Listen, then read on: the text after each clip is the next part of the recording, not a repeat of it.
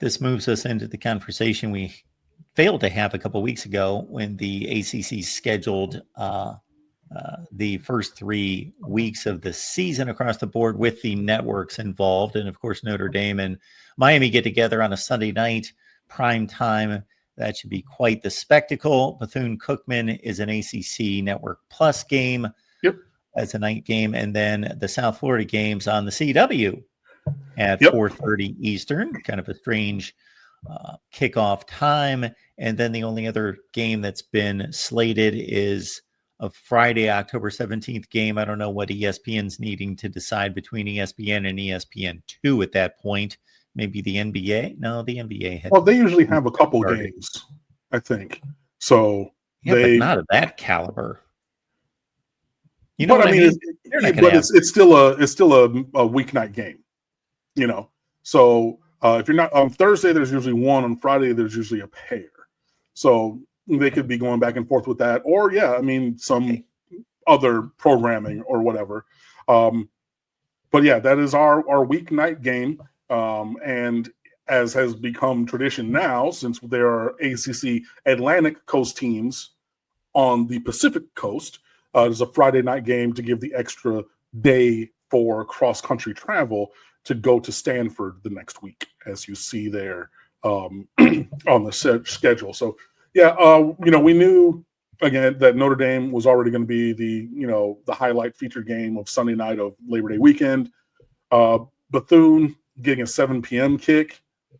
Cool for, the second week, the HBCU bye game beatdown. Cool. We'll see if they bring their band as a recruiting event for South Florida, and just for all the Bethune alumni who are down here, and all of the South Florida players who are playing on their team. But FAMU and Bethune have not been bringing their bands recently. And I know people are saying, well, they wanted this, and Miami offered this monetarily for the band or whatever. The money's there. Get it done. USF at 4:30 on the CW. That's your new Jefferson Pilot / regional whatever ACC outlet. That'll be interesting. Crazy things have happened in ACC games on the CW in the last couple of years. So again, focus on every game, and then all parties involved are holding as long as possible to decide the Miami versus Florida Week 4 game, because it's a rivalry game with one national brand, and then the University of Florida coming down here as well. So they're waiting to see where they can put that game for maximum effect, because remember, football games are television shows, so they want to have that in as great a position for their profitability and as possible, and visibility as possible. I don't pretend to have a complete lockdown on Miami's TV destinations in the past, but I'm pretty good at that typically.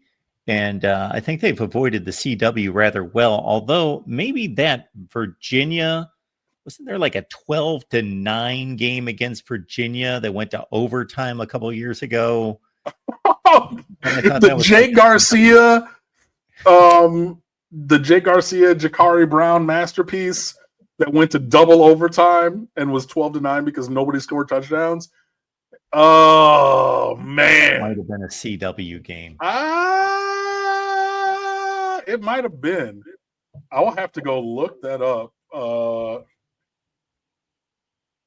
That might have even been before the CW. It might have been partnership. I think it was, because that was so if that was Jay Garcia, that was 2021. No, 22 would be my guess. Yeah. 14-12 in 22. How to watch Miami Virginia 2022. While Cam's looking that up, good to see our guy Dre, Clemson fan, BGPO Football Funk, saying hi. Mark, good to see you, man. Thanks for stopping by. and that was Bally's, not Bally Sports, when they bought all of the Sun Sports and everything before CW, which is analogous now, but it was before it was branded as that. Falconer, I see your question. I'm going to be right back in 1 second. That's where my brain went. So yes, it's analogous. So I'll take partial credit for that one, because I could just envision this horrendous Miami-Virginia game that I watched the end of, just to see who would win at the end. I think Virginia had taken some shots at the end zone or something. They were in the red zone or missed a field. Who knows what happened at the end, but Miami held on for the win. Yeah, that game was terrible. Oh my God.